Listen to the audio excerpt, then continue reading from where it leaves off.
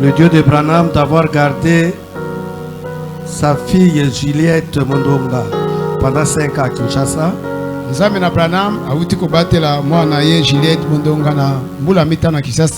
Aujourd'hui, elle nous revient en parfaite santé. Que le nom de l'Éternel soit loué.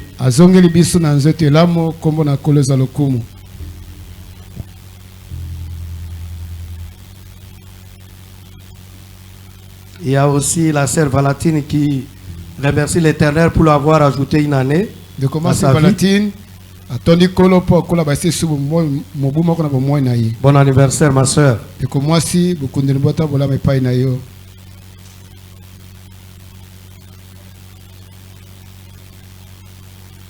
Il y a aussi frère Harry Bosobe qui remercie l'Éternel de lui avoir protégé durant le voyage. Frère Ife Bongondo remercie l'Éternel. Le Dieu du prophète William Margot Branham et du pasteur Chilengo pour lui avoir guéri de la plaie mystique. Sous forme de mbasu qu'il avait au niveau du genou. Il dit que il avait beaucoup souffert. Et aujourd'hui, il y a la cicatrisation de cette plaie. Et il remercie aussi par même cette occasion l'Éternel pour avoir aussi guéri sa femme qui souffrait de la malaria. Que Dieu bénisse le frère Innocent Ngonzi pour lui avoir donné les médicaments.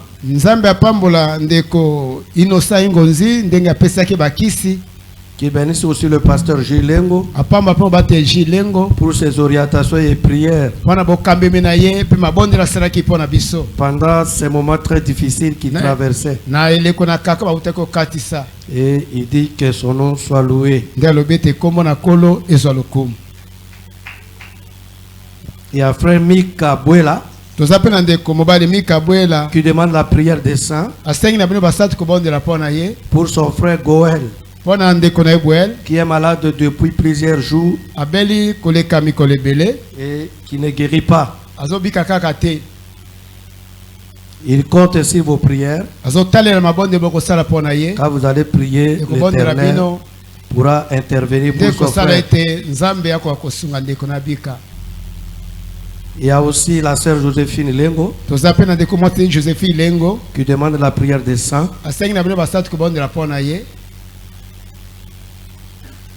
Qui puisse aussi prier pour la cérémonie du mariage de sa petite sœur qui aura lieu à Kinshasa aujourd'hui. Et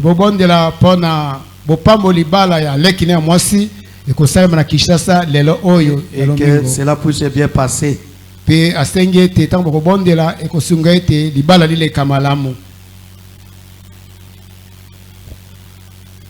y a la sœur Inès Ngenza qui demande aussi la prière pour sa petite sœur qui va passer par l'intervention chirurgicale. Il dit que le Dieu de William Branham et du pasteur Gilengo puisse assister sa sœur pendant cette opération. Et il dit que là la foi, quand vous allez prier, Dieu interviendra. Il y a la sœur Rite Ngonzama qui demande la prière des saints et du pasteur Gilengo. Il dit qu'elle est malade depuis longtemps.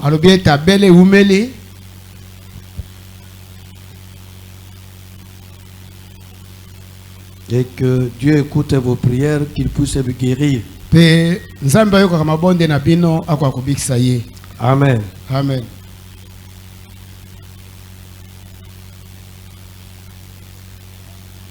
Il y a aussi la sœur Rite Bafala qui demande aussi la prière des saints puisqu'elle souffre. Et quand vous allez prier, Dieu pourra intervenir. Amen. Amen. Nous demandons à frère fidèle de s'approcher pour la prière. Tosengi nandeko fidèle belema pona kobonda po na babosenga oyo. Pour les requêtes de frères et sœurs. Pona bosenga bandeko baswe mibali bakomi. Nzambe kolo Yesu Kristo. Ozali na bakombo sambo ya rédemption. Pe moko na yango biango Jehova Rafa. Ozabikisa biso na boko na biso nyonso. Bana yo batami bipai na bipai bamone ete Nzambe ozali monga monene. Po ete olobaki na uliambula na ete so memi bato bandimela ye ata cancer ekozala na résistance del Seigneur. Biso ozali bakroya ya William Branham. Po ete tinda ye nango ezali etinda memi lobiko ya nzoto pe ya molimo. Comme na Yesu Kristo bao bakomi pona bapasi na nzoto ya molimo tika te Nzambe bazwa biyano. Pambola moko moko yo ba kotia Nzambe ote abiso pesa biso makasi ya kobikela yango na komona Yesu Kristo. Amen. Amen. Il y a des visiteurs au milieu de nous. Kati na biso boye bapaya pe bazali. Si vous êtes là, vous pouvez vous mettre debout. Soko ebito za mopaya ozakati na biso telema to mona yo. Nous voulons vous voir, vous saluer, vous accueillir. To mona ta yo to yamba yo to pesa ta mbote. Puisque vous nous avez aimés. Po ete yondo lingi biso. C'est comme ça que vous êtes venus nous voir. Tina wana loko lingi biso mingi oyepe kotala biso. Oui, il y a les frères et sœurs qui sont là. Moni bandeko baso mibali bazali. Que le Seigneur vous bénisse. Tolobi ete kola pambola bino bas. Ici c'est Sion Tabernacle. Awa losambo na biso kombo na ngo Sion na Mongombo. Du pasteur Gilles Lengo. Mobate na biso ezali Gilles Lengo. Et en voyage. Asali Mobembo. Et quand vous serez de retour dans vos églises, soki bokozonga masambo mabino, apportez les salutations de Sion Tabernacle à vos églises et à vos pasteurs. Applaudissons pour le visiteur.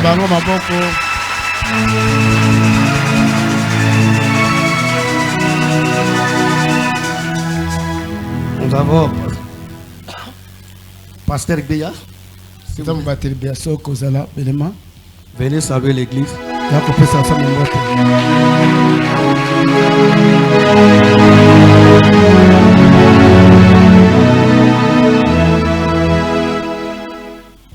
Shalom église. Que Dieu vous bénisse. Je m'appelle au nom de Bia Pascal Tonnerre. Je viens de la grâce tabernacle de Dongo. Vraiment, on vous voit comme ça. Ça m'a beaucoup parlé. Frère Branham me dit que nous voulons les gens qui font audience du message dans les derniers jours.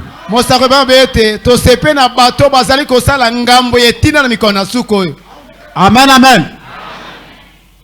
Si les catholiques montrent qu'ils ont des missions, nous parlons que nous avons aussi Dieu. On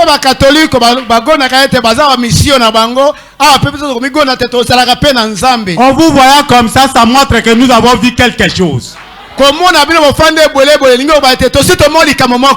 Branham me dit, et la Bible répète, j'étais les yeux parmi les nations.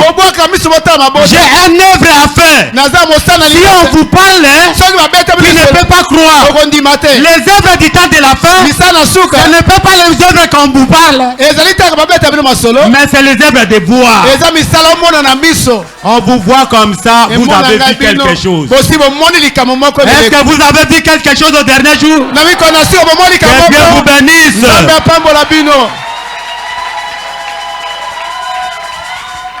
Merci, pasteur, que Dieu vous bénisse. Nous allons donner tout d'abord la place à la parole. Pour l'offrande du pasteur, nous allons le faire après la prédication. Bien garder ce que vous avez apporté. Gardez très bien ça. C'est après la prédication que nous allons procéder à cette collecte. On peut chanter pour appeler le pasteur.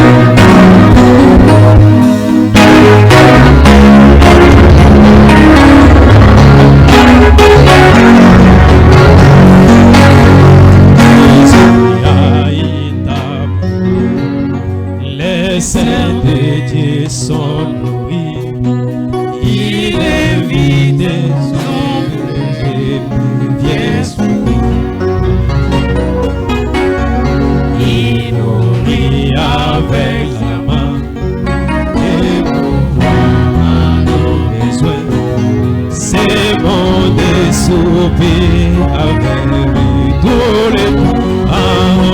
Viens souper, le maître appelle, viens souper. Oh, alléluia, tu peux fêter à sa table tout le temps. Lui qui a nourri la foule échangea des lois. Elle appelle à la femme, viens souper.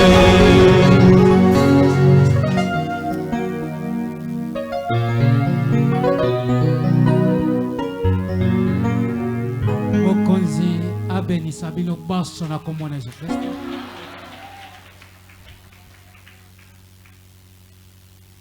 Nzambe na mosakoli Branham, Nzambe na Jili Lengo, apambola moko na kombo na Yesu Kristo. Soki bolingi botelema tobondela. Quel est cet homme, Jésus? Alléluia.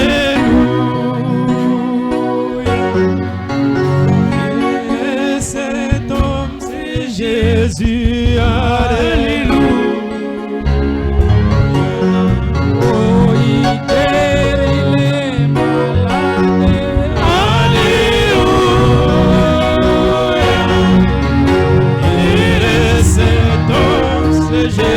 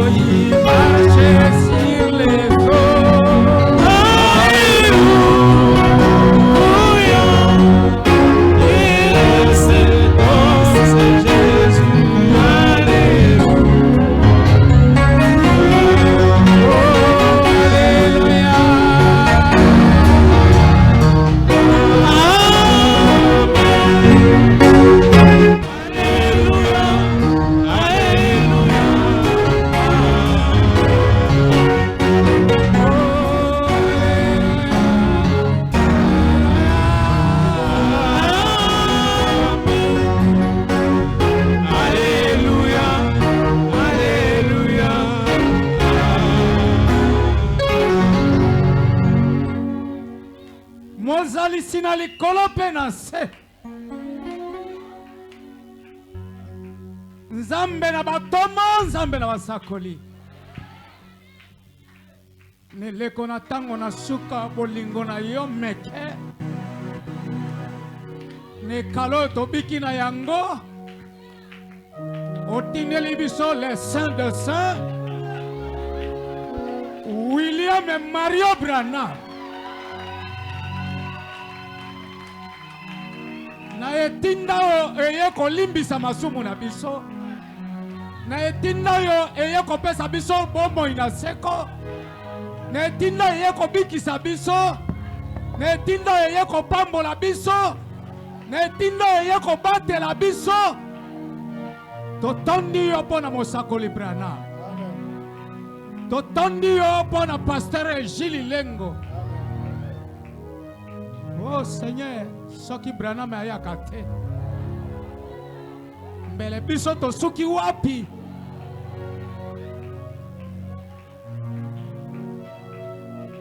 Merci pour la justice na yo. Kati na mibali koto zomi yonde bongo. Soki otalaki etamboli na biso na poso lelo na poso oyo Nzambe. Oyo akokai kokoma kati na mokolo na lelo azali te.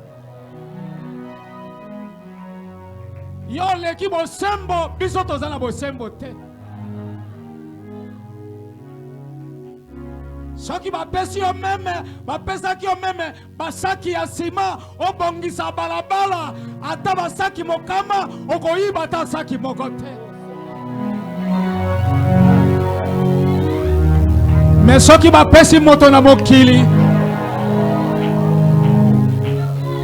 Nzambe ba détournement ekozala bipai na bipai. Eli koloba ete oyo bongo ezali bobele yo. Bongo biso koto bongi à travers makila na yo. Eye biso wa Nzambe tala biso à travers makila. Oyo tosali na poso na sika. Seigneur lokola tobiki na malamu te. Limbisa moko na moko au nom de Jésus. Toyei na baposa na sena mitema. Babeli babima wana bazali complètement guéri. Bao bayena nzala ebozonga bango oleisa bango. Bao bazangi misolo ekozonga bango pesa bango mbongo. Tomona te batata na mokili. Bao bazali na bambongo pe bana na bango banyokomo. Yo tout à tolo ete yo leki batata na mokili. Bongo toye pa na yo tata na biso. Salisa biso ya solo. Okanisa na repo ya pasteur na biso. Losambo atiki yo moko kamba yango. Pambola basali kati na esika oyo. Pambola office ba diacre ba administrateur ba ushie bazala beni na yo. Tondimete Nzambe osala yango. Zambi totikele esika na kombo na kolona biso Yesu Kristo. Amen. Merci. Ofanda na sena.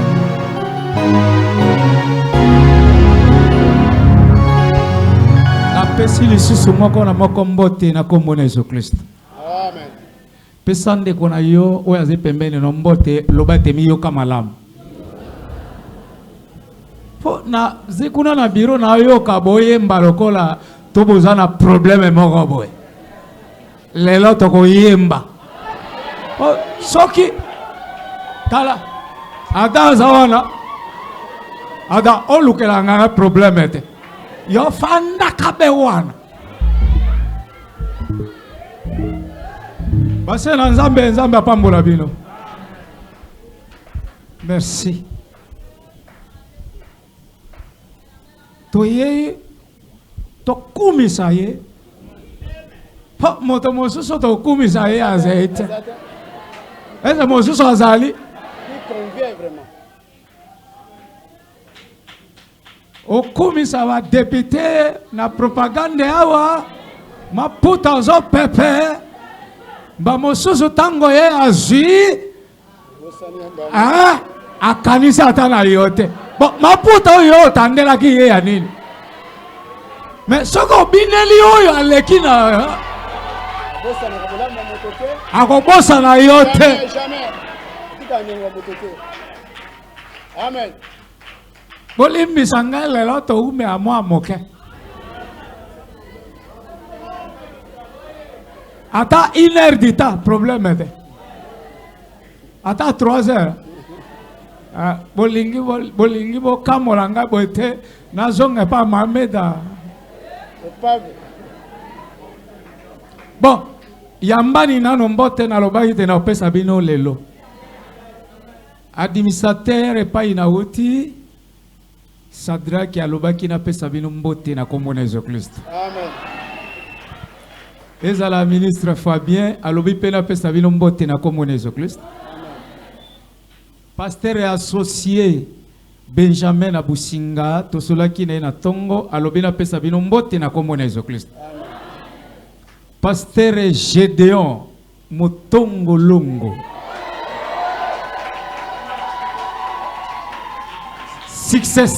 successeur na ngai oya keko kita na ngai na mboka Bumba tosoli na ye na tongo alobi pasteur pesa basatu mbote. Amen. Est-ce que boyambi mbote na ye? Amen.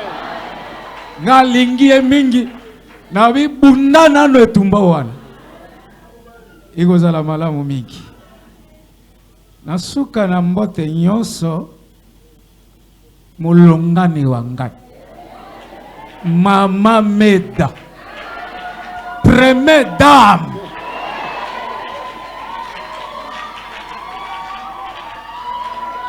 soki yo okumisaka oyo yote etali yo soki okumisaka oyo yote etali yo Hein? Joseph faisait comme Branham a été Meda à sa première dame. Abi peut-être Meda à toki azali moiso alamba ka koleka basi nyoso la mokili.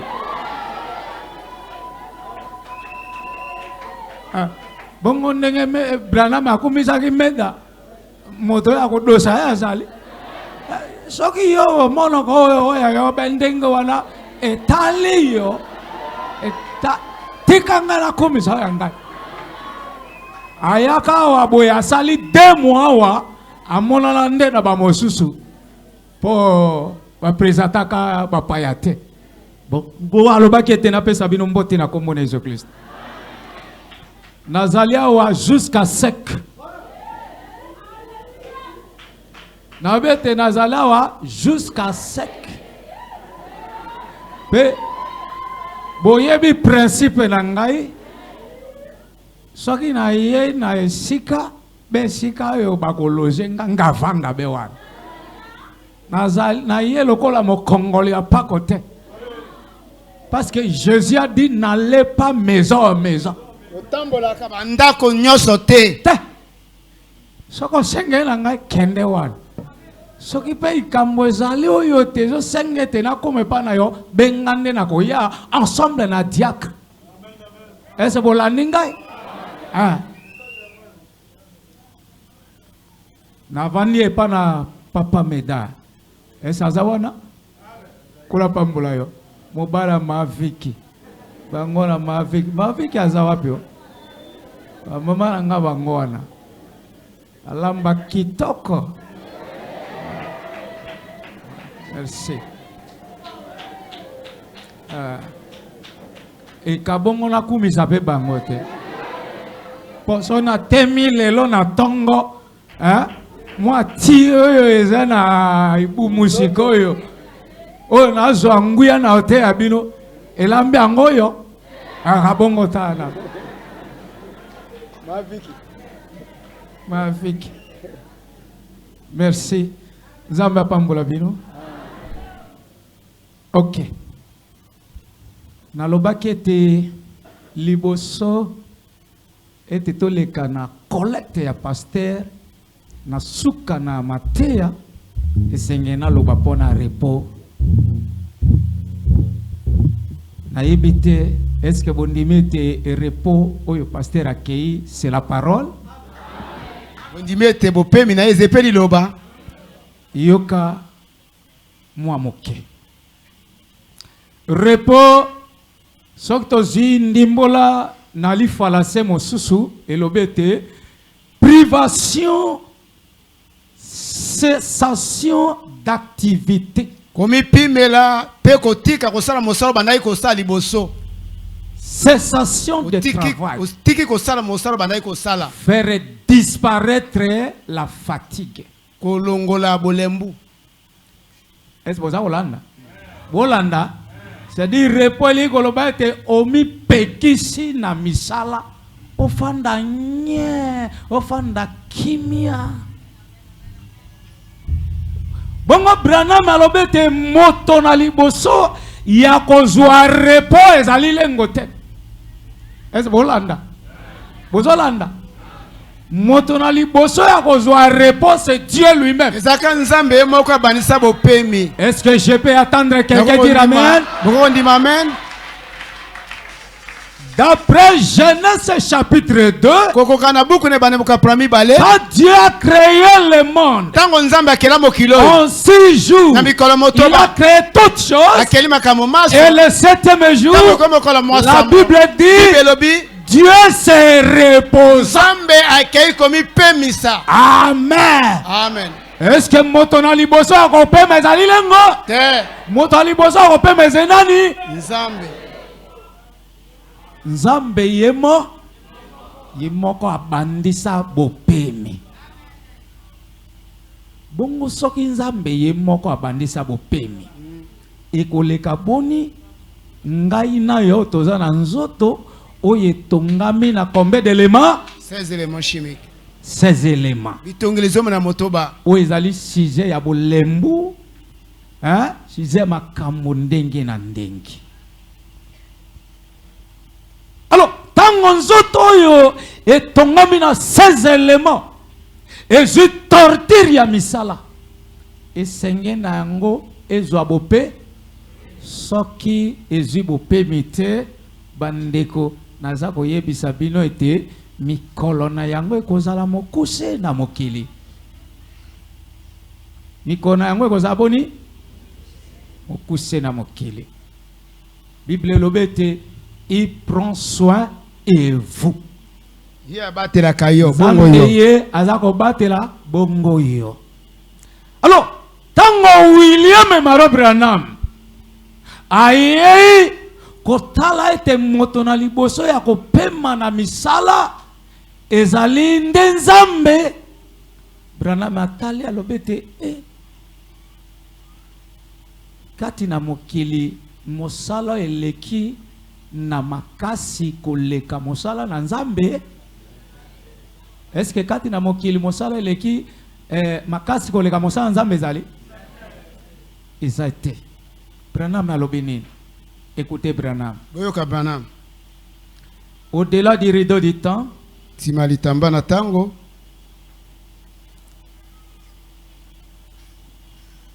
chiffre 70. Nzela tuku sambo.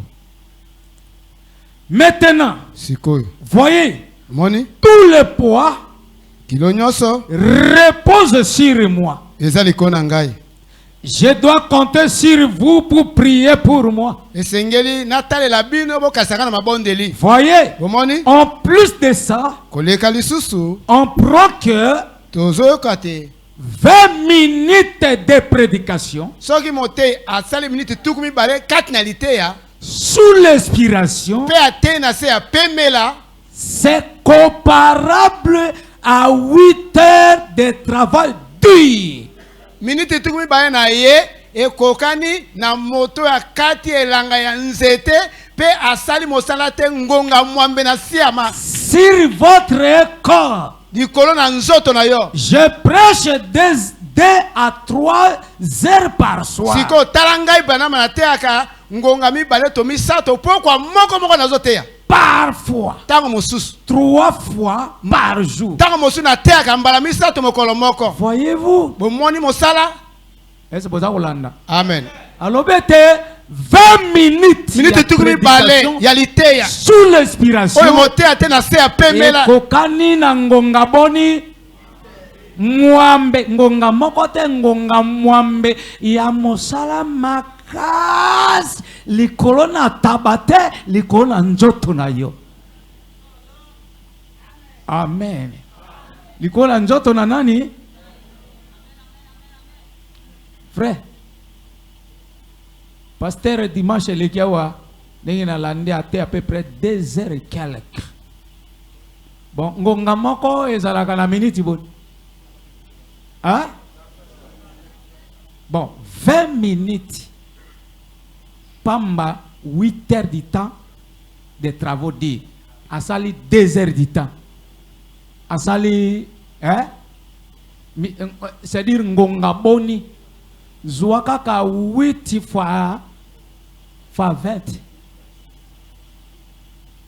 Il kolobete poya, c'est-à-dire bolembo force wana ya musala wana eleki makasi kati na nzoto. Alors tango torture ya misala ezo leka kati na nzoto ba élément ezo affaibli. Itongelezo lemba. Tango ezo affaibli ezo memayo wapi? Nazo tuna te tango ba élément nzoto ezo affaibli ezo memayo wapi? Na liwa. Hein, tolo baka polele bongo de.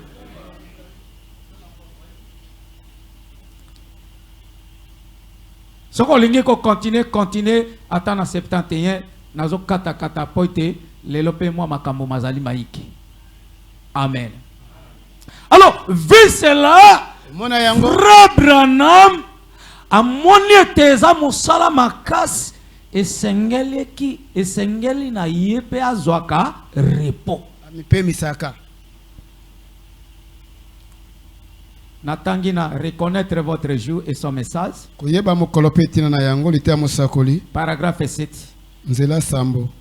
Et maintenant, c'est ma période de vacances. Comme vous le savez. Est-ce que vous suivez le prophète? Qu'est-ce qu'il a dit? Maintenant, c'est ma période de vacances. Comme vous le savez. Je prêche depuis. Je prêche depuis décembre.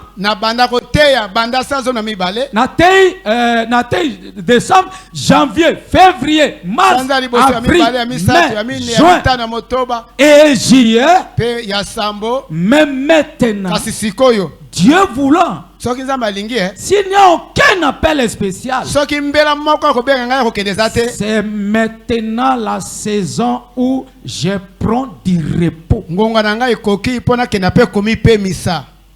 Mes vacances, je vais à la chasse. Amen. Nalobagete mosala oyo na mokile leki makase zende mosala nanza. Mais azui repos na mosala kote alobeta akende wapi? Eliko bate chasse zina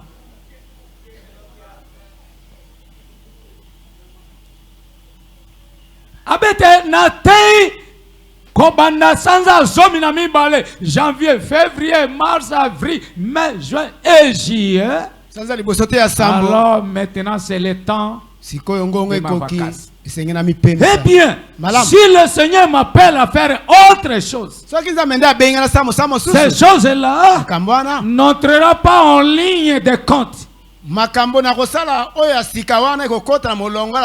Dieu est toujours le premier et je vais y passer avant tout. Je veux qu'il passe avant tout. Et vous voulez qu'il passe avant tout. Mais alors, s'il n'y a pas d'appel particulier et que ce soit sa volonté, et c'est ce que je dois faire, là pour lequel le prochain mois, c'est d'aller à la chasse maintenant pour me reposer. Ce que l'ingé continue à na nefukuna tozo kata kaka. Amen. Alors bi azokende sasa ipi kopema na mosalo ya makasi poete nzoto nzoto oyo ezali na bulembu tango nyos. Prêcher, même dialogue ma solo, c'est un travail. Katina poso mobimba, bozolanda, katina poso mobimba de lundi jusqu'à dimanche. Branham même aponaki mokolo moko ya repo oya lobaki na losambo te na lingi matungisi na binote botika ningai mokolo wana nazana ndako nasunga meme mama meda na kosalisa na mwa misala mokolo ngo azaki nini batei boyebeza ilendi n'est-ce pas cela? Amen. Bozolanda ngode bongo repo mosusu oya keneki ezalaki ya 2 semaines. Totanga nano ya 2 semaines. Bozolanda mosusu akeneki ya 2 semaines, mosusu ya 8 mois. Sanza mwambe. Repo ya 2 semaines. Natanga ngo kati na message Jésus tenant pozila na luka yango bana nzambe za na kati ya machine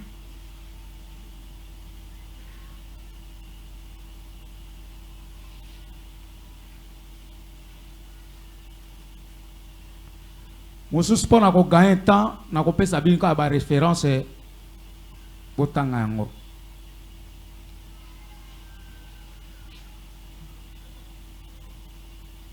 le 17 février.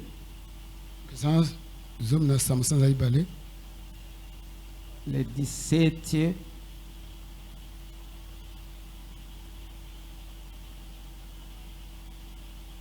Le 17 février 54, paragraphe 44.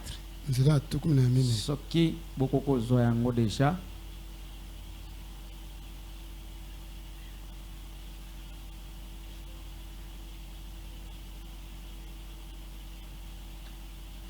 Ok.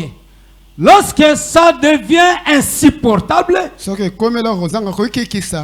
quitte alors et je pars quelque part dans les montagnes et je me repose une semaine ou 2 semaines, puis je reviens. Amen. Est-ce que vous avez alobete soki yindi na monete yindi nazo tika na kende boni na zamba kuna na sala poso moko tomi bale pesi mananyoso na zongi po Branham abeto famille Branham ezaki na réputation malamu te nazalaki pe na bandeko te baninga te baami te mais pour le moment nazana ba mi ebele oyo ete moyen na mi se reposer ezete nazo lukande sikana kima na mi bomba po nazwa quand même repos nami pemisa mokolo moko azo sala ligne de prière azo bondela pona babeli sere moko aye akoti abondeli pona ye esili tango serwana abima amone bele na bato bavandi kaka libanda baozila ete Branham abondela pona bango atuni Branham abete Branham na lingina tuna yo motuna abandi kolela nano abandi kolela abi Branham na lingina tuna motuna est-ce que yozwa ka repongo nganini opema kanengo nganini o amen soki bayokela ki Branham mawa Sion et yo qui l'appelle Lengo.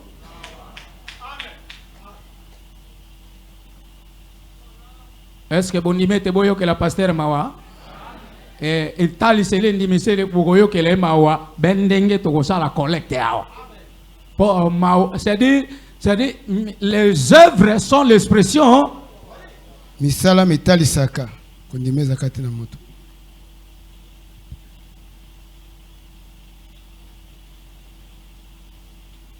Est-ce que vous allez à l'église ce soir-là? Ils n'ont pas. Ils me firent entrer par une fenêtre de derrière. Des hommes se sont baissés. M'ont soulevé. M'ont fait entrer. M'a dit de descendre au bas de l'escalier. Il a dit. Je vous avais dit, Billy, que vous ne prierez pas, vous ne prierez pour les malades. Je ne voudrais pas. Je ne voudrais pas vous demander de faire. Mais il a dit, nous avons une monitrice de l'école du dimanche. Est-ce que vous avez confiance dans le bambo? Botala kaka wana na nina. Ndeko wana abenga ki Branham akende kote pa na Branham alobete ndengo zo benga ngana kende kote pa na yokuna vraiment na lingi tete na bondela pona babelite po oksha ko bondela nawe ya kote oksha ko bondela lekio ya kote ndeko wana abete te Branham loko eze bongo ya kote ya be kote ya obondela pona babelite amen. Nde tango aye bakotisi ye na sima tango azobima po bana koteya nde pasteur ayebisa te oui na yebisa ke otokobonde apona babeli te mais moniteur ya ko li dimanche azawa aza sérieusement malade il faut bonde la pona il faut s'abonner est-ce aboya te aboneli kaka Branham abeto oyo mosala makasi nini bana nzambe. Alors kotala mosala makasi wana esengeli kaka na repo mipe misezalaka na tanga ya 8 mois poto leka na makambo mosusu l'ange et sa commission Moi, je peux être dans aïe.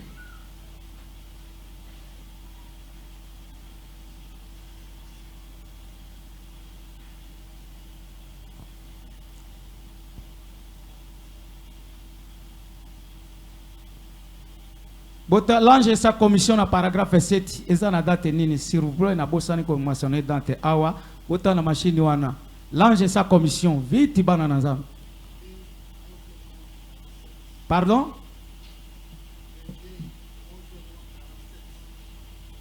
Le D 11h47.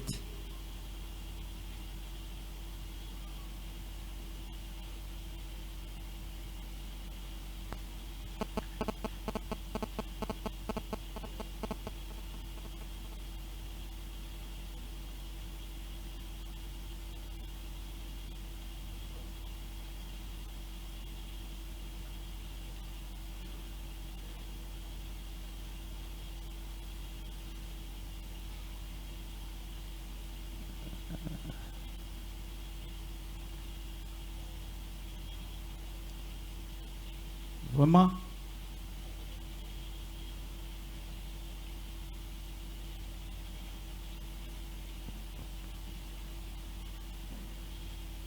L'ange, vraiment, je fais confusion.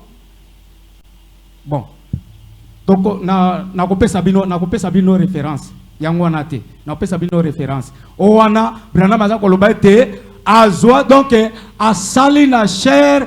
Donc 8 jours azoteya azo ela biloko be wana azolia wana simana nyonso alokola sali mosala makasi ya 8 jours 8 nuits alia kabe wana te donc moyen ça autrement ils étaient simana nyonso azwaki repos ya 8 mois.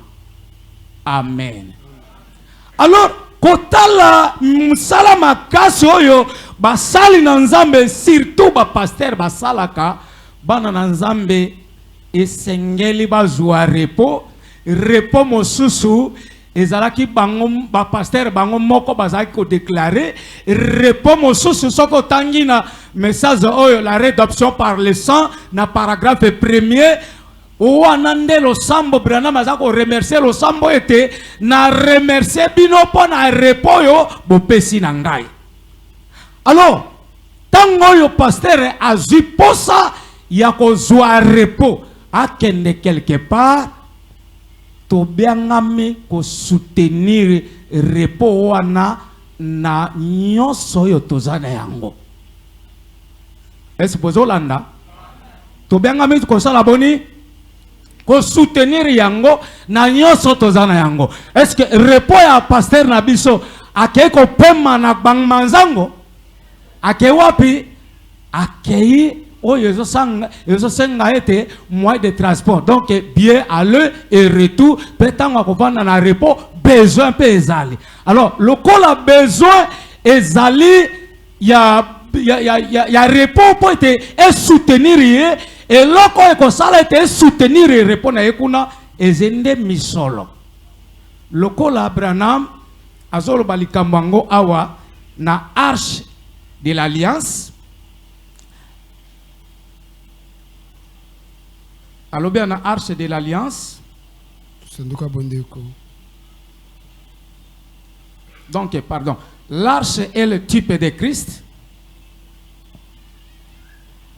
À tenir campagne na mboka Floride, tango campagne ici les sengeli ba le kanamboka mosus ko tenir campagne, ne mbongo oyo ekosalisa ye Branham pona ko kende na bien aller retour ezalaki te ezalaki moke nde basenga basalaki nini basalaki collecte na paragraphe 30 totanga nase abi et frère gueule s'est présenté, s'est adressé aux ménagères.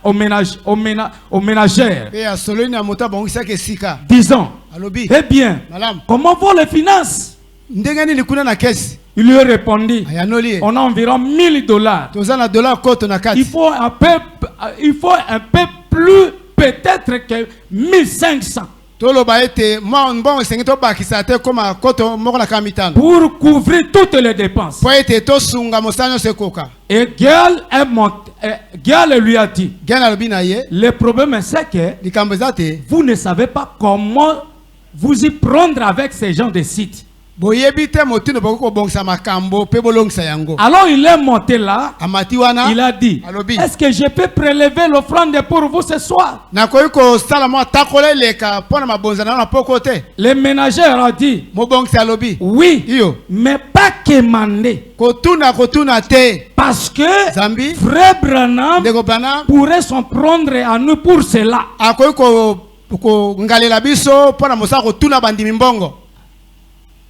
Donc, parce que, c'est-à-dire, ndenge yo matapote otuna bandimi otuna na ko bete ke zolote o bete zolote po ete Branham esengete azwa mbongo wana azwa misolo wana pona biso.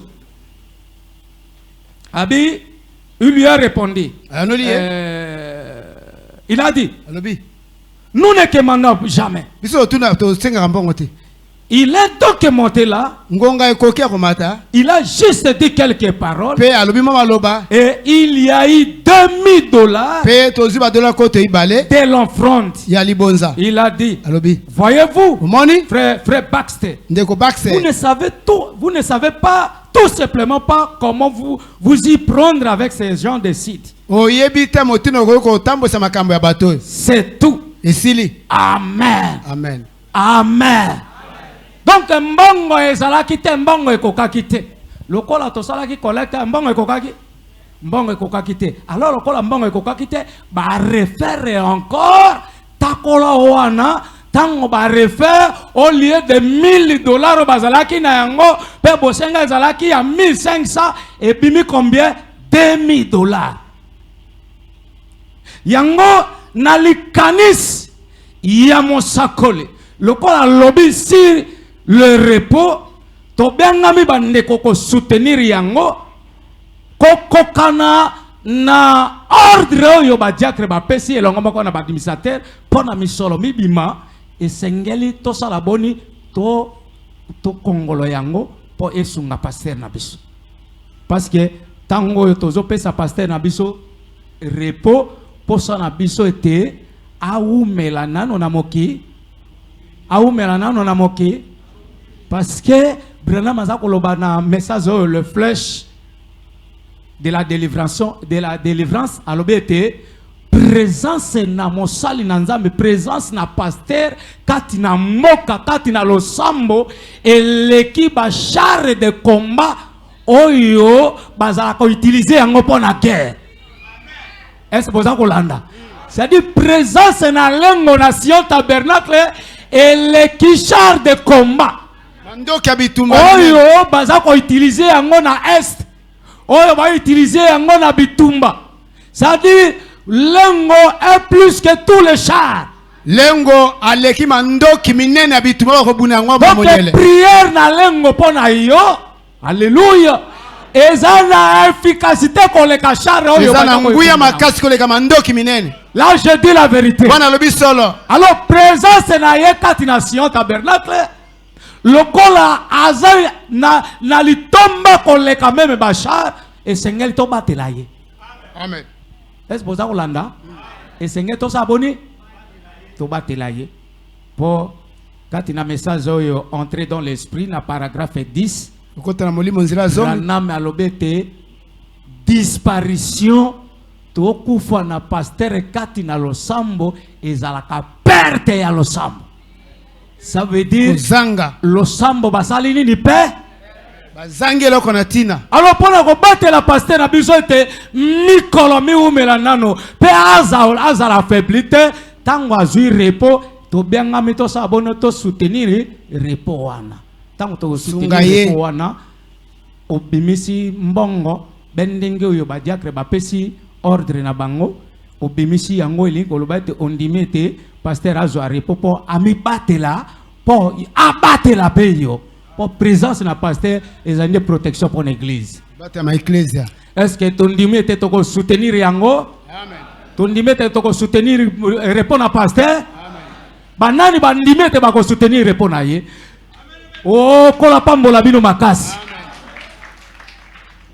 po aza na litomba koleka bashare nyonso ya bitumba pe présence na ye ezali utile mingi. Que le Seigneur vous bénisse. Kola pambola bino makasi bongo tokoyemba mwa moke po ete tokotoka tina liloba.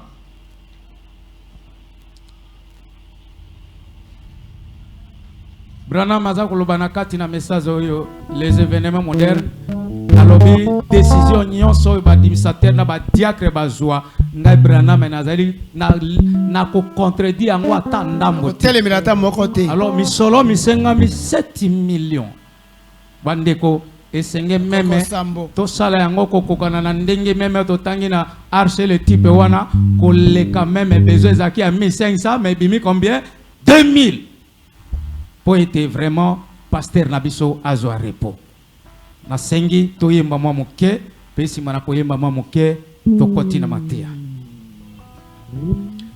Quel est cet homme Jésus? Cet homme c'est Jésus, alléluia.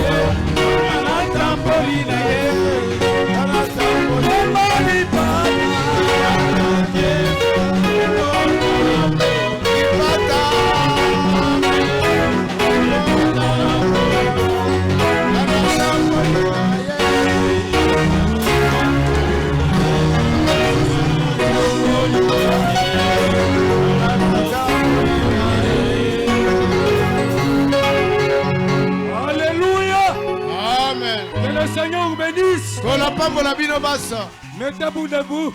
Sikobo telema. Genèse chapitre 24. Tokwa buku ebandeli. 24, 57 pour garder du temps. Towela ngonga. Alors il répondit. Na yango yanoli. Alors il répondit. Na bongo yanoli. Bango bayanoli. Bayanoli en pluriel. Bayanoli. Appelons la jeune fille et concitons-la. Tobenga nano moseka totuna imoko. Il appelait donc Rebecca. Na yango babengi Rebecca. Et lui dit, balobi na ye, veux-tu aller avec cet homme? Osepelo kena mobali oyo. Amen. Elle répondit, Rebecca yanoli. J'y. Nako kenda na ye. Elle répondit, Ayanoli. Nako kenda na ye. Zambe kololiloba. Bisoba soto fanda. Yo kololiloba ozwa releve. Zokande soto lobete to fanda. Ezali makanisi na mayele. Mafanda kasi yonde nzambe osala. Poete soki ko moto atelemite yonzambe pe ko telemate. Yakasala na kombo na kona biso Yesu Kristo. Amen.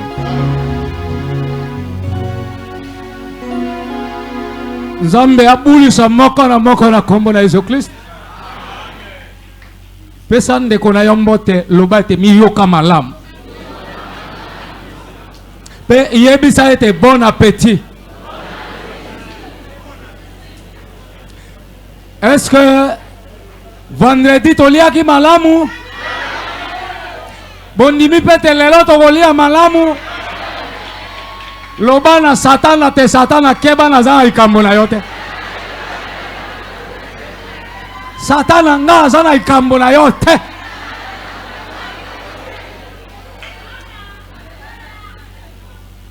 Lokola pedo zawa azepe na makokite.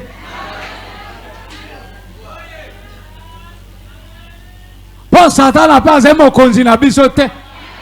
Azepe camarade na biso te. Toyoka na pe na yete. Po nzambe na biso ayoka na pe na yete. Branham a été message le conflit entre Dieu et ça. Est-ce que c'est la vérité? Il faut un conflit dans Satan. Oyoka na yete. Azem moto te boyoka na yete.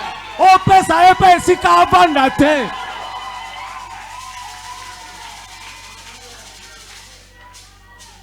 Est-ce que vous avez peur d'aller en enfer? Je vous dis, vous avez peur d'aller en enfer. Est-ce que l'enfer a été créé pour nous?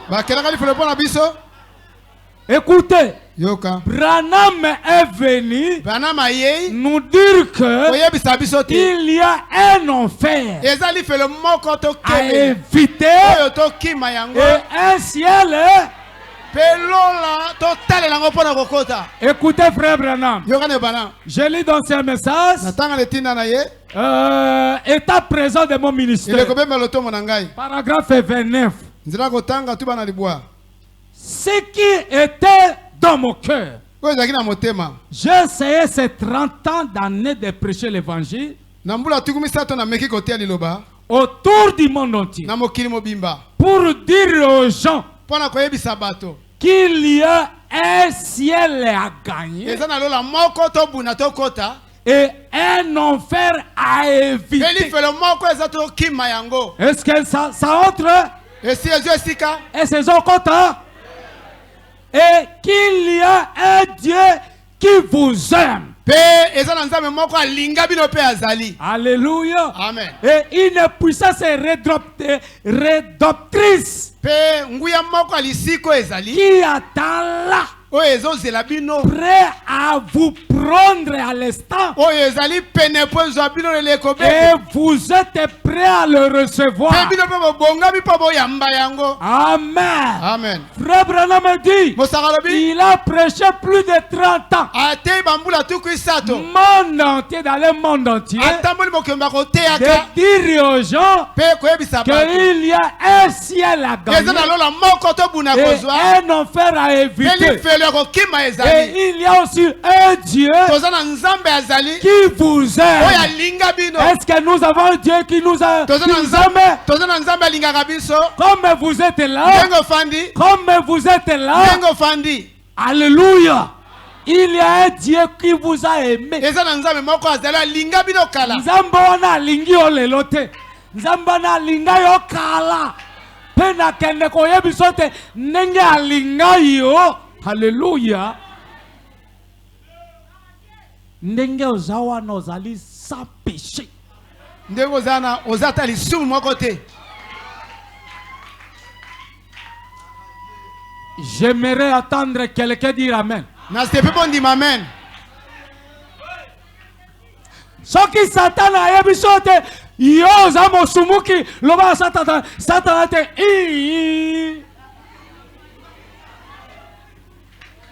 mosumuki nani nga naza mosumuki te. Amen. Yo oza mosumuki te oza nani yebisa ete moi je suis saint. nga naza nde mosatu mosumuki te. Soki Satan akobi koloba te saint na yo euti wapi loba te Jésus yesu son sang makila na a ye été versé esopana pour ôter les péchés. mpo na kokwikola lisumu. Alléluia. amen. Est-ce que c'est la vérité? eza solo Jésus a versé son sang yesu asopa makila na ye pour ôter les péchés. mpo na kobikola lisumu. Et quand vous acceptez cette offrande-là, soko ndimi mbeka vous êtes pardonné pour toujours. olimbisami mbala moko mpo na seko. Vous êtes sans péché. ozangi lisumu ndenge oza wana. Vous... Alléluia. amen. Parce que frère Branham a prêché un message. nzambe mpona mate tina moko Vivant, kobikaka vivant, kobika il m'a aimé. alinga ngai. Mourant, ntango akufi il m'a sauvé. abikisi ngai. ntango Ressuscitant, asekoi il m'a justifié. alongisi ngai na likambo nasala. Alléluia. amen. Enseveli, ntango bakundi ye il a emporté mes péchés au loin. masumu na ngai maso ake kotilisama yango na mbu. Est-ce que c'est la vérité? eza solo. Vivant, ntango aza na bomoi il m'a aimé. alingi ngai. Mourant, ntango akufi il m'a sauvé. abikisi ngai. ntango Enseveli, bakundi ye il a emporté mes péchés. akamati masumu na ngai maso abwaki En libala kobosana. ressuscitant, ntango asekoi il m'a justifié. alongisi ngai na likambo. Comme vous êtes là, ndenge ofandi Dieu t'a aimé. nzambe alinga yo. En mourant, ntango akufi il t'a sauvé. abikisi yo. Enseveli, ntango akundi il a emporté tes péchés au akamati loin. masumu na abwaki libala kobosana. Masumu na ezesa na kote na yo te. jamais. le code de Satan. Amen. amen. Tala eloko ozabula salaki kati na yo. Eza okwa oyo ozwi bisi awa boye okende nini zongo oza na nini sakosi na yo bongo okoti na kati na bisi bayebi so te sakosi elali sawa yo ozwi sakosi na yo okati na kati na bisi ozwi sakosi na yo otina motu na yo yo na kuse ya nini ya bisi sakosi na yo na moto.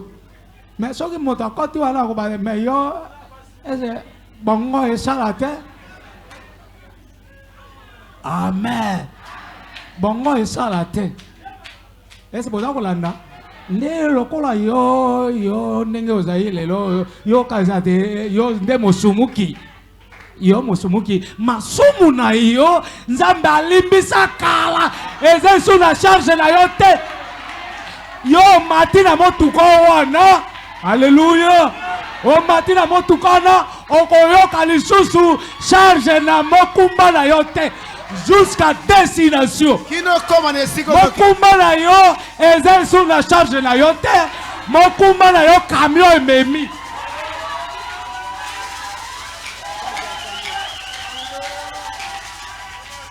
Donc vous êtes sans péché. ndenge ozala ozangi nde lisumu. Ah, kabongo Est-ce que la Bible n'est pas bakristo Éphèse, le saint de l'Éphèse? Basatu Efeso. Est-ce que bafani na mboka Éphèse bautaka na lola? Bazaka wapi? Bena mabe ne baba ebisate basatu na mboka Éphèse.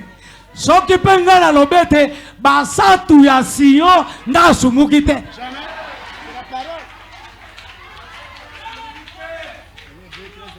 Alléluia. Donc vous êtes sans péché. Bozangi lisum. Parce que péché, Zambi lisum lisum. c'est l'incrédulité. Ezane temekata liloba. Comme vous avez crié Ndoko bondima. au message du temps de la Metela fête, tango na suka. vous avez accepté ce sacrifice-là. Bondimi mbeka na ye. Vous êtes sans tâche, Ozangi mbeba. ni ride, Du tono ni ezate. rien de semblable. Eloko moko ya mabe ebandemi na ote.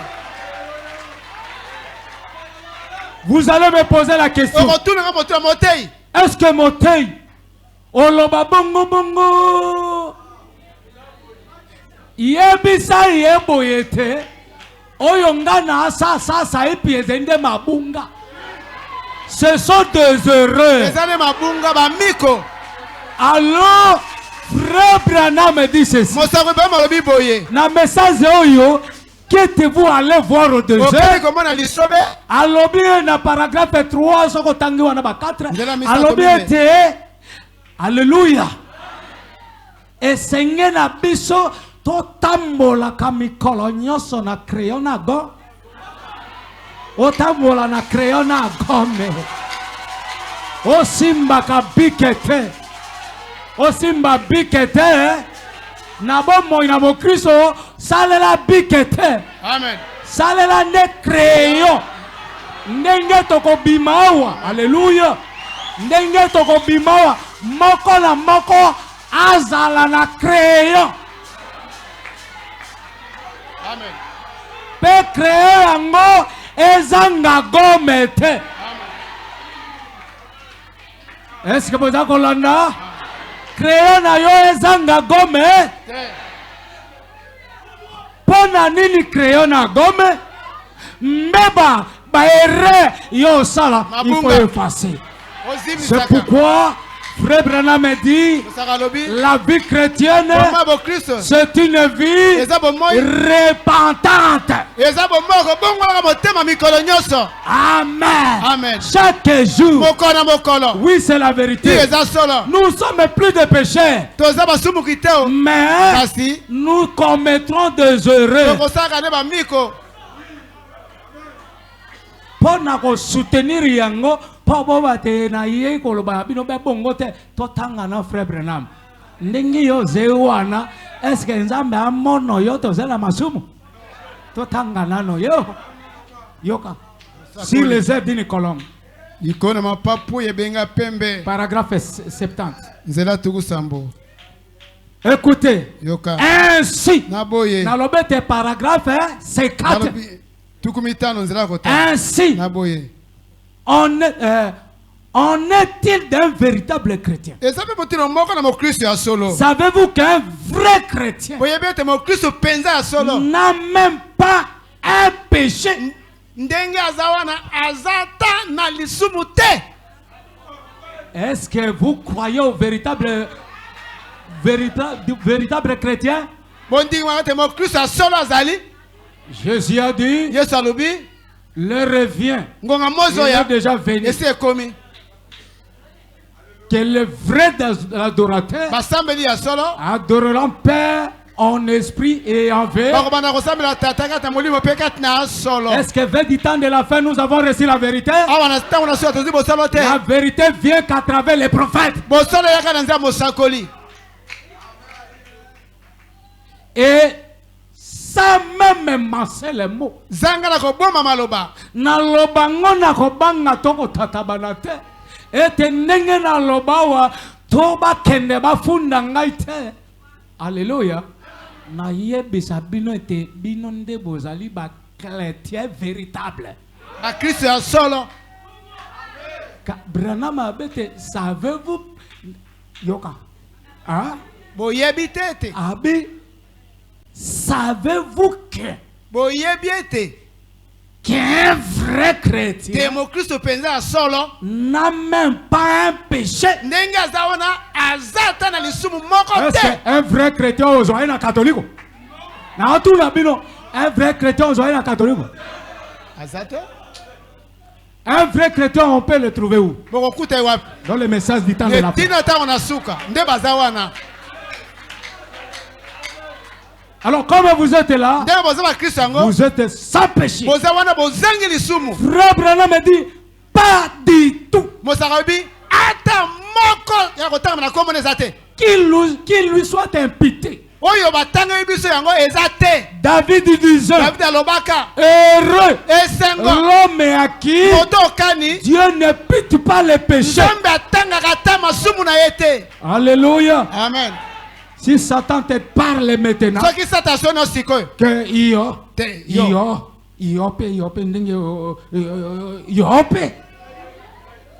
yebisa Satan.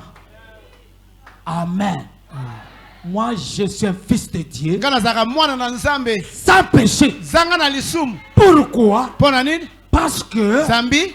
qu'est-ce qui me pousse Et là- d'aller de dire amen à l'église? Eloko nini etilikaka na ndima ko bamena ecclesia. Parce que je sens ces secousses en moi. Zambi na yokaka koninga na kati na motema. Donc, je sens Na yoka ces yango secousses en moi. koninga na kati na motema. Ah, je sens Na yokaka yango ces secousses en moi. koninga na kati na motema na ngai. Alléluia. Amen. Eloko etindaka nga na ganga. Nandima amen. Alléluia. Na losambo ndete na yokaka. Voilà. Lolaka na yenzambe kati na ngai. Amen. Et lolaka na yenzambe kati na ngai, c'est ça le Saint-Esprit. Yango ne molio mosantu. Le Saint-Esprit, Molio mosantu. c'est la coopération claire de mes sœurs. Eza lisoso li asaka telo na Nzambe. O tata banate. Est-ce que c'est la vérité? Eza solo. Eloko ezosala yo osepela iloba oganga ndete molimo mosantu afandi parce que molimo mosantu aliaka be liloba Oui oui. tango bapesi yo liloba c'est-à-dire eza lokola bile oyo supu oyo maviki alamba soki alamba nalia nalembuta lolemo nalembutaka boye yango wana lokola bilei na molimo ezaka nde liloba tango olei ozoyoka supu yango malamu obeta nalembuta ta na sani yango nyonso mpo eza bilei na ngai. Ete yango. Esa nourriture. Ozoyoka nde secousse na ye kati na yo. C'est ce qui te pousse de dire amen. Nde loko pusa kotina amen yango wana. Soko ye na losambo te obima bwata buku te. Motuna. Écoutez, Yoka. Frère Branham a dit Mosaka lobi. une religion Eyamba. silencieuse, Oya kimia. Nye. c'est une religion satanique. Ezali eyamba ya Satana.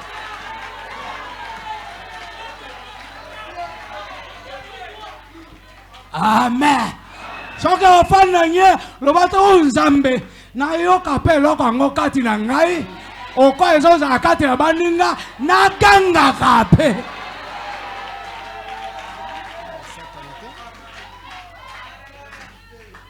Est-ce que c'est la vérité? Eza solo. Une religion silencieuse, Losambo ya nye wana. c'est une religion ça. Eza losambo ya Satana. Okende kuna be soki babete mokonzi azala na bino nde oyoka azala pe na yo. Esili. Amen ezate.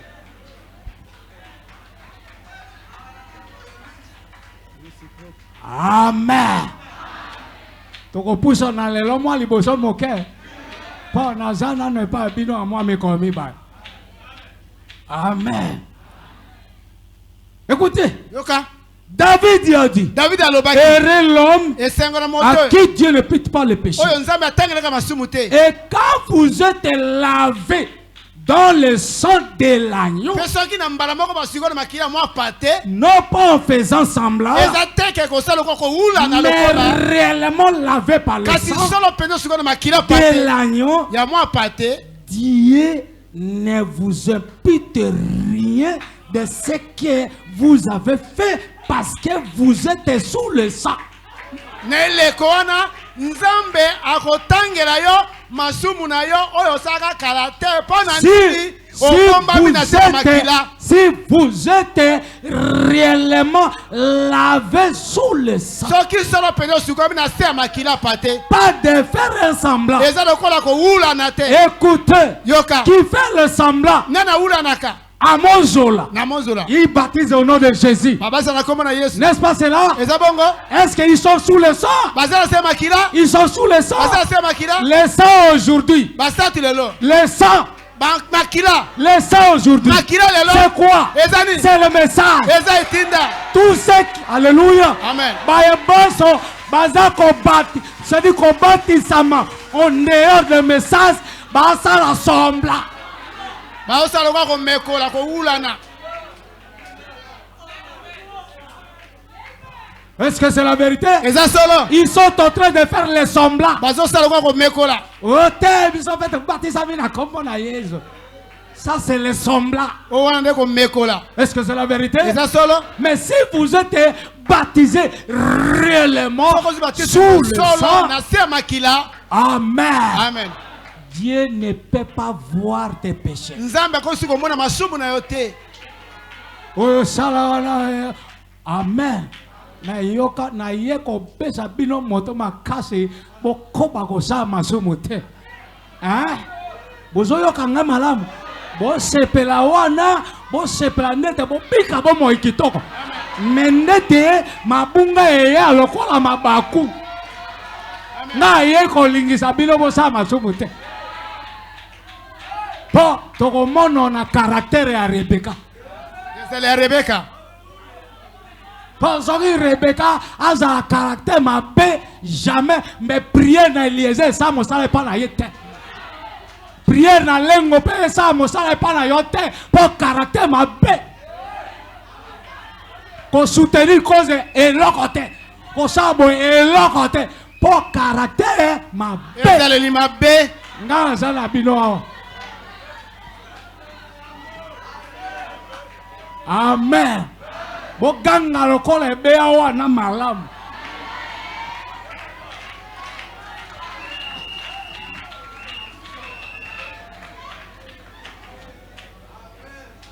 Est-ce que c'est la vérité? Eza solo. Dieu ne peut te rien de ce que vous avez fait. Nzambe kotangela bino tembe babosali. Parce que vous êtes sous le sang. Zambi boza na se makila. Est-ce que banani bazali sous le sang aujourd'hui? Na se makila lelo banani. Est-ce que vous êtes sous le sang? Boza se makila. Le sang c'est le message. Makila nde etinda. Amen. Dieu a dit à Moïse Nzambe abisi Moïse. de tuer l'agneau Boma pate. et prendre le sang Pe zo makila. et mettre ça où? Tiango wapi. Sur le laiton. Na bikuke ndako. Et Dieu a dit, Nzambe alobi. là où je verrai le sang, E pana komona makila je tiango. passerai. Nakokima nakokota te. Nakoleka likolo. Alléluia. Est-ce que c'est la vérité? Eza solo. Là où je verrai le E sang, komona makila. je passerai. Nakoleka likolo. Oh, Léo 14. Oh les hommes na mine. Oh, Léo 14. Oh les hommes na mine. Oh, Léo 14. Oh les hommes na mine. Oh, Sala Mosala Pamba. Oh Oh, Sala Mosala Pamba. voilà. Là où je verrai le sang, Ekomona makila. je passerai par Nakoleka dessus. likolo. Likolo. Est-ce que vous êtes sur le sang? Boza se makila. Vous êtes sur le sang? Boza se makila. Là où je verrai le sang, Ekomona makila. je passerai. Nakokima nakoleka likolo. Amen. Sous le sang. Oh, ngana ndimiye Nzambe kati na nzoto. Oh, ngana ndimiye Nzambe kati na nzoto. Oh, ngana ndimiye Nzambe kati na nzoto. ngana ndimiye Nzambe kati na nzoto. Oh, ngana ndimiye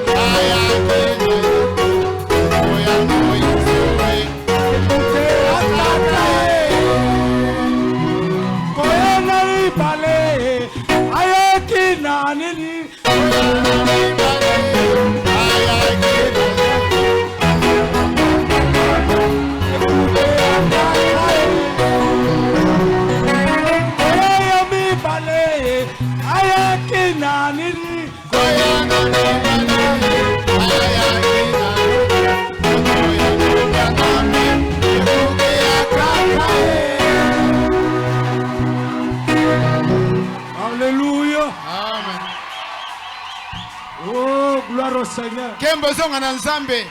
Siyonga na lingi bino mingi. Amen. Siyonga alingi bino. Lola Branham ezali pona biso. Amen. Lola lengo ezali pona biso. Alléluia. Ezana kati. Amen, amen. Suka na nyonso, alléluia. Suka na nyonso à peu près na suka na message oyo bwa veti aller avec cet homme oyoka ndenge Branham aloba na nzambe tikanga na kende na bango. Alléluia. Amen. Est-ce que veti aller avec cet homme? Osepe kokela mobali oyo. Pourquoi voulez-vous aller avec cet homme? Osepe kokela mobali pona nini? Parce que vous avez vu Zambi omoni qu'en lui kati na ye il a la vie. azana bomoy. Il a la parole. Est-ce que veux-tu aller avec Elengo? Pourquoi? Parce qu'en Lengo, il y a la vie, la parole. Oh, gloire au Seigneur. Frère, kondima nzambe kati na nzoto eza ekuke ya kaka. Amen.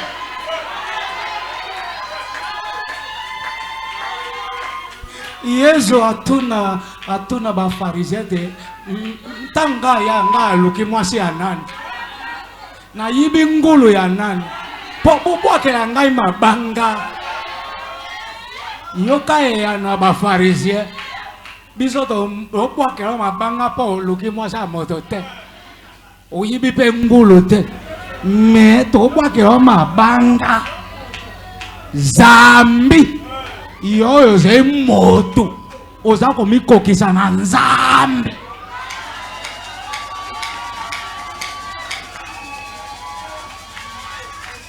Alléluia. Yoka litangi na Branham. Est-ce que bandeko bolingi na tangi na bilo yo banzambe?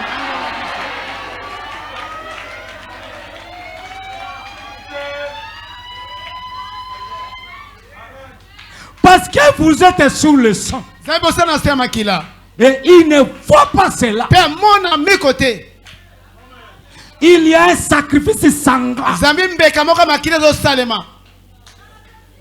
Amen. Amen. Oh, gloire au Seigneur Jésus. Oyo bolingo nini oyo? Amen. Amen. Tokoto kati na message na biso. Hein? Oyo bolingo nini oyo? Na tongo na sika. Est-ce boza kolanda? Tango yoko bondela. Ah? Yebisa nzambe te nzambe nga jema lamu te. Ah? Nga bongi te.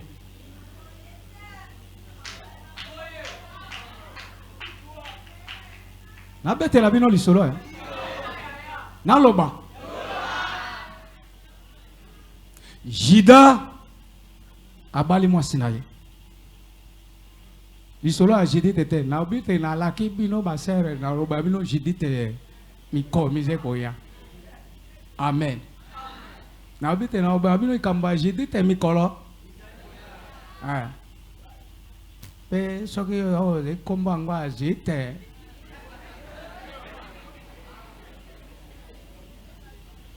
Bon, ça va.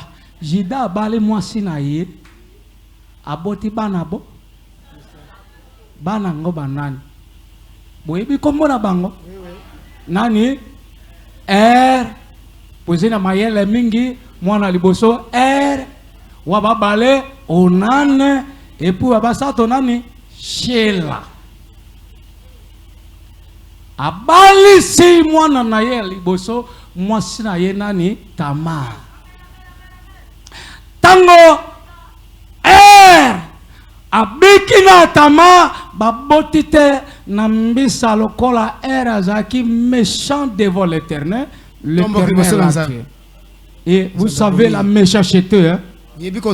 C'est l'incrédulité. Un homme le plus méchant de la ville, c'est celui qui ne croit pas la parole.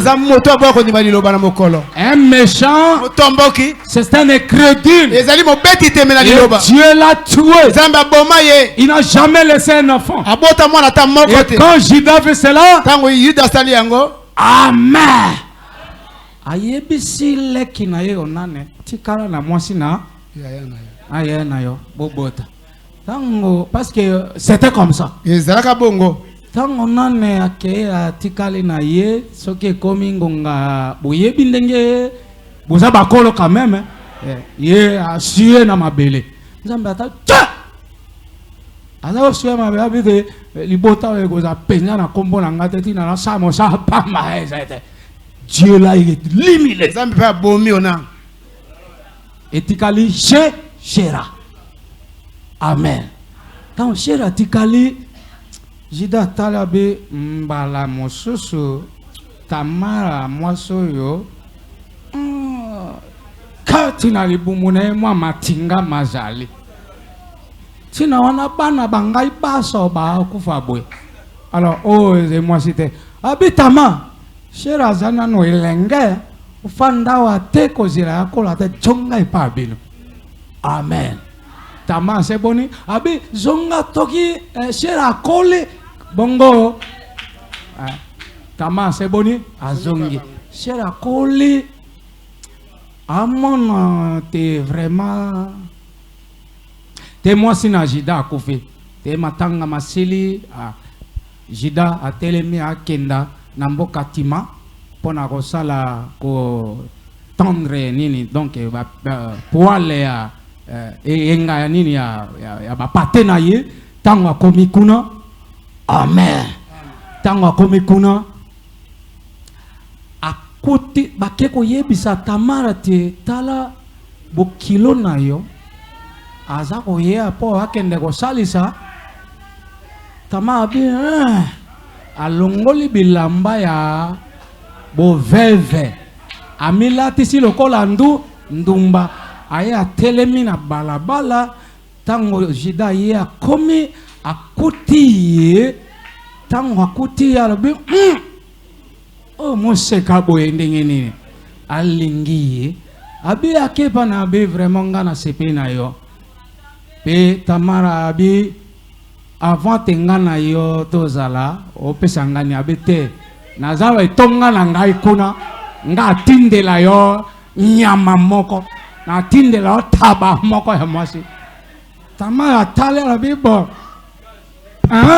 il faut tikela ngai gaz ndanga ezala pa okosa ngai te amen otikela ngani ni eloko andanga ali bonati keloni na bi nga mono zana kashene wana ozana ta mona pozana na lingenda na yo wana le bateau de commandement lingenda bokambi alléluia et je vois aussi le fil cordon là pe na moni singa motane donne-moi comme gaz pe sangolo ko landanga pa na ngana bate pas de question ni kambezate amen Jida jibilo ko na seboni pe bangone ba fan ko fanda bu zemi aesili ayibo ndenge nazo kende na otina ka master na ngato zaki na ye la yo tabawana bakeba komi na ndako kangita ba apesi master na kenda e bifi ona ta na ebe abi kenda o kendo pe akoma sika ba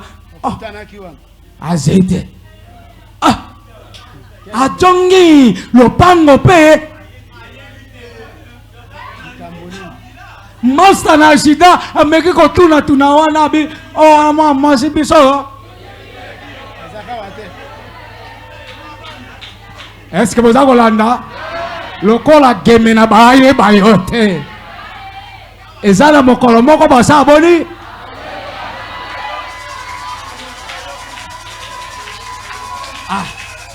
Masa zongi na taba akome pana jida oh master na kena monifié wana abi c'est vrai quelques jours après sangobaila jida tetala bo kilo na okuna akoma ndumba pendingi na minute dolo bazana zeme c'est vrai abo lokola mobeko ezali abo kende bo kangaye al bo bomaye est-ce que vous avez Hollanda? Il faut que kanga bosa boni.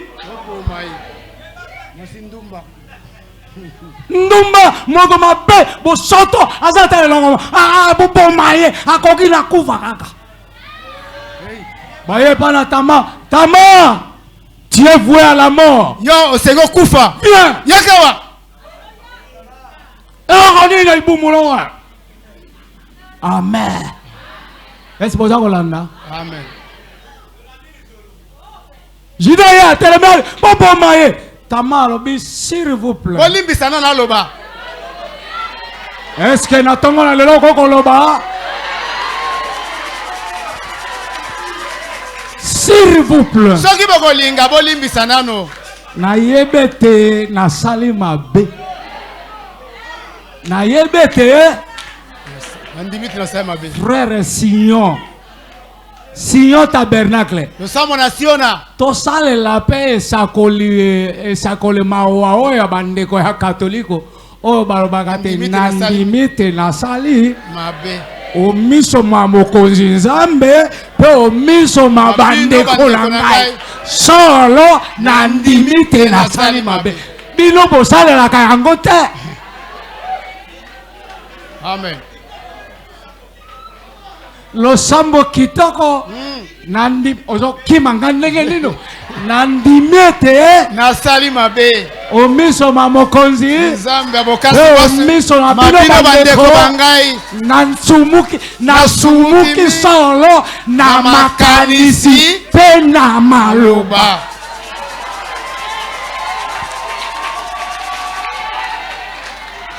Tamara andimi foti na ye. Est-ce que vous avez Hollanda? Amen. Ndima kape foti na yo. Ndima kamiko na yo. Po endimisa so ete ozali sous le sang. Ozana sté makila. Mais moto ya sala foti ayeba foti na ye te. Azenda sala makila te. Oh là là. Pitié. Moi si na ngai penza likambo na osale wana obandi koko. Sere ndima kape. Amen. Amen. Tamara lobiete nandimiete Na sali mabe. bongo liboso te bobo mangai Na lobanal. na loba naino. Oui. Zemio nazanango. Kolo ango azali. Oui. Ah, kolo ango nani? Abi kolo ango azali. Abimisi bâton. Lingenda. Abimisi Singa. alobi tala. Zemio nga nazana yango. Kolo ango nde kolo biloko oyo. Oh là là. C'est vrai. Ezane bongo. Zemio oyo nde zemi ya Jida. Alléluia. J'aime Jida. Jida lobi pardonner. Alimbi Sami. Pardonner. Alimbi Sami. Pardonner. Alimbi Sami. Oui. Io. Sion tabernacle. Nous sommes en nation. Il est vrai Eza solo. que vous n'êtes pas digne. Et te bobongite. Vous avez beaucoup de erreurs. Poza mambunga ebele. Alléluia. Alléluia. Mais qu'est-ce que vous avez dit Ozana nini. devant l'Éternel? Liboso na Nzambe. Si la colère de l'Éternel, Likona kanda na Nzambe. si la colère de l'Éternel Soki kanda na Nzambe. veut venir sur toi, Elinge ya likona yo. dites au Seigneur, Yebisa ye. Seigneur, Kolo. il est vrai Eza solo. que je ne suis pas digne, Na bongi kakate. mais Kasi. c'est que je comprends, Pona ntimaka. je les casse Nazana ndanga. de toutes les promesses. Na bilaka nyoso. Je crois à Luc 17 Na ans. ndimaluka zo masamutumise. Je crois à Malachi 4. Ndimi pe malaki na mine. Je crois Apocalypse 12. Alléluia. Est-ce que c'est la vérité? Je crois Zacharie 14. Je crois Jean 14 et 12. C'est ça le gaz. Le gaz de toutes les promesses. De toutes les promesses. Et Dieu regardera. Il dira oui. Ne quelqu'un m'a bé. Alléluia. Oyo bandimi liloba na ngai te. Mais oyo ayambi yango. Oh là là. Pardonnez. Alléluia. Amen.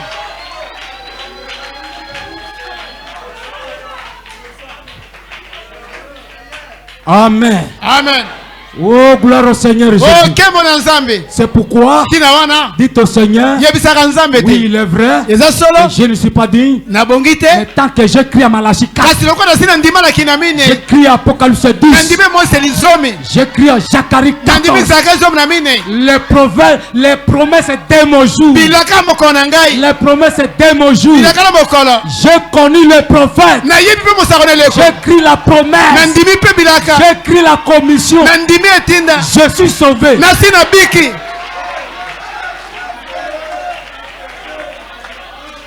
Amen. Sous le sang. Parce que vous êtes Zambi bozana makila. Est-ce que bon nimi kokota na sena makila? Amen. Oh bandeko. Moi rappel moke. Bokundoli moke. Amen. Notre message c'est quoi?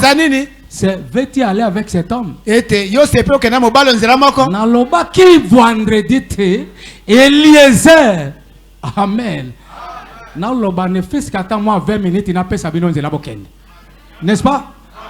Naloba ne fils que 20 minutes n'a pas sabino nzela bokende. Ok. Eliezer quand il a trouvé Rebecca. Tango les a couti Rebecca. Amen. Quand il a trouvé Rebecca. Tango couti Rebecca. Les parents de Rebecca ont posé la question à Rebecca Motuna. Veux-tu aller avec cet homme? Rebecca, qu'est-ce que Rebecca dit? Rebecca pesa ya nini? J'irai. Amen. Amen. Je termine par là. Parce que l'atmosphère est mon sang. Nalobaki na binote abalayama liboso atinda Eliezer aponoki un serviteur le plus ancien. Pourquoi un ancien? C'est celui qui a maturité, la sagesse et l'expérience. Amen. Amen. Il faut bandeko ozana sagesse, ozana na nini maturité et expérience. Tango bonde la libondeli na yo et kende tout droit et pas nzambe. Amen. Pourquoi Abraham avait demandé à Eliezer de ne pas prendre pour son fils Isaac le fils de Canaan?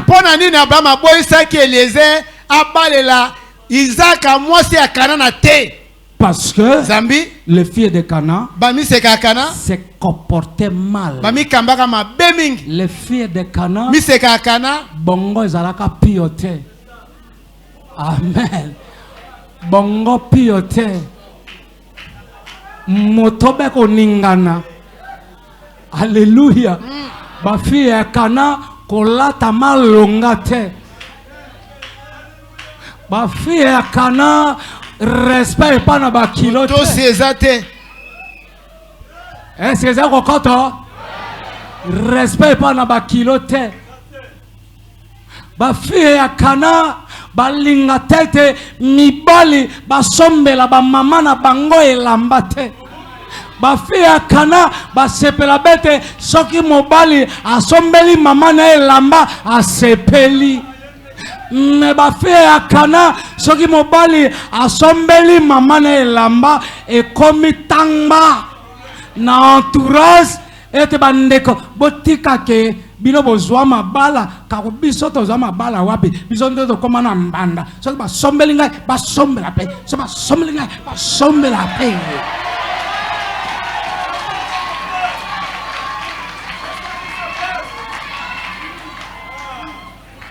Amen. Opasi oyo toyoka na mobali na ngai yo oyoka yango yo soni eze na yo te soki alleluya oyo yo oyoka na mobali na yo nde moke soki papa na mama bayebisi yo caprice oyo bamono mpo na mobali wana. Amen. Asumbeli bango, akoli bele maboko na bango, na butu ko bele. Alléluia.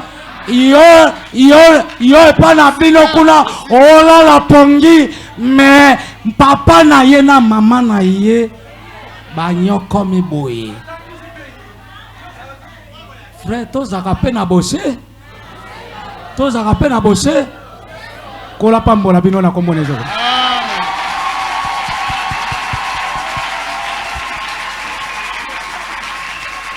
Vraiment, pardon, boya mercredi. Oui, mami sato. Boya mercredi. Oyo molimo sato amemi ngai lelo ezaki pete na kende kuna te. Mais c'est son affaire. Ezali kamona moko. Que le Seigneur bénisse. Kola pambola bino.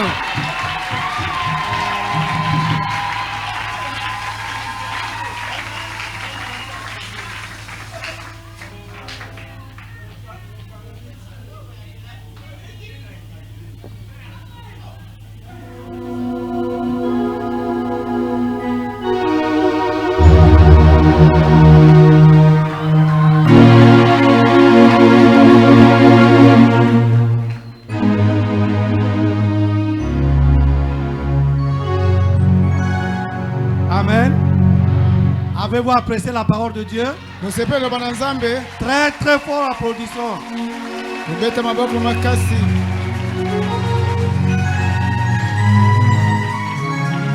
le Seigneur vous bénisse. Qu'il bénisse aussi le pasteur pour son intervention de ce matin. Avant de prier, nous allons tout d'abord prendre notre offrande pour le pasteur. Donc nous allons le faire avec un ordre vraiment. Et nous allons un peu trop vite pour ça. Et pour les sœurs, c'est au fond là, vous passez, vous déposez.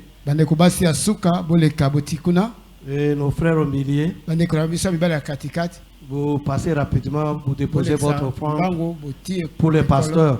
Vous savez ce que nous sommes dit pour ça, pour que ça nous permette d'aller se reposer. Ça demande un peu d'argent. Donc tout le monde est appelé à donner quelque chose. Enfants, grands, maman, papa, vieux, n'importe qui, faisons quelque chose. Les visiteurs, comprenez-nous pour ça que nous faisons.